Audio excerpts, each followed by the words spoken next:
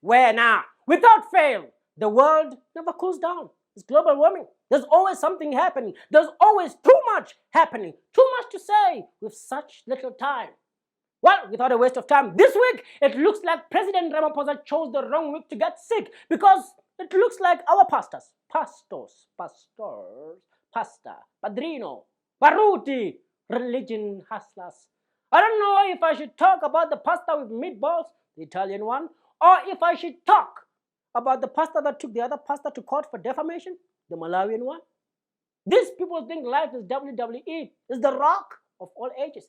This is the only court case where the judge is allowed to say, there's no symbol. No. This is the only court where the judge is supposed to say, let he who is without sin cast the first stone. I mean, these pastors have been watching too much of the Greenleaf series on Netflix. I mean, right here in South Africa and across the world at large, the moral and religious pastoral code is questionable. It's not there. What's on the menu is not what we're getting in our food. This is not bolognese. These are supposed to be men of God. And when I say pastor, I mean anyone who stands in front of a congregation and asks for money and preach the word of God. Yeah, that whole game. But they are behaving like pole dancers without a pole. What's going on? What's cooking oil? They're all over. What's going on?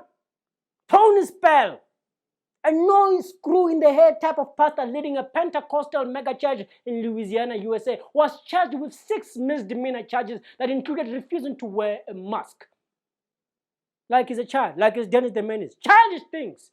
Just a month back, the IPCC or IPHC or SPCA, I mean, whatever they call themselves, that church with a name like an animal hospital, had a hostage and shootout situation a few months back. Now, one would argue that they are just human too, and I agree. And this story that I'm about to tell proves that they are just human, but left me with many questions. A pastor listened to a confession of a 16-year-old detailing how he committed a murder of a 4-year-old child. And the pastor went straight to the police station to get the kid arrested. Well, this is good. Bravo. This is what we encourage. This is what morals are. A family found their child and found some closure. This man is a human before he's a pastor.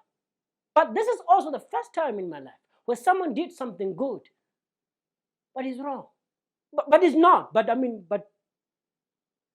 because if the pastor would have followed and honored his pastoral code, like many other pastors out there, listened to the 16-year-old child and left what he had in the hands of God, what would this mean when it comes to the character of religion in our society and the role it plays? Because these are the people who would sell you water and promise you miracles. Where will we be headed as a people? Because what Padrino did is like confessing to your pastor for cheating in an exam, and your pastor goes to your school and looks for your lecture to tell him that you're a cheat. I don't know. Leave us a comment, your opinion. Share, like, subscribe. Because these people who sell you water, not flavored, not sparkling, no vitamins, just pure holy government water with a touch of your favorite pastor, a prayer, a cough, a spit. Only God knows what else. Ring and enjoy your pasta. Bon appetit. Nando's is not owned by Bushiri. We're not gonna suffer because there are people about Papa here. We're not gonna suffer because of Papa.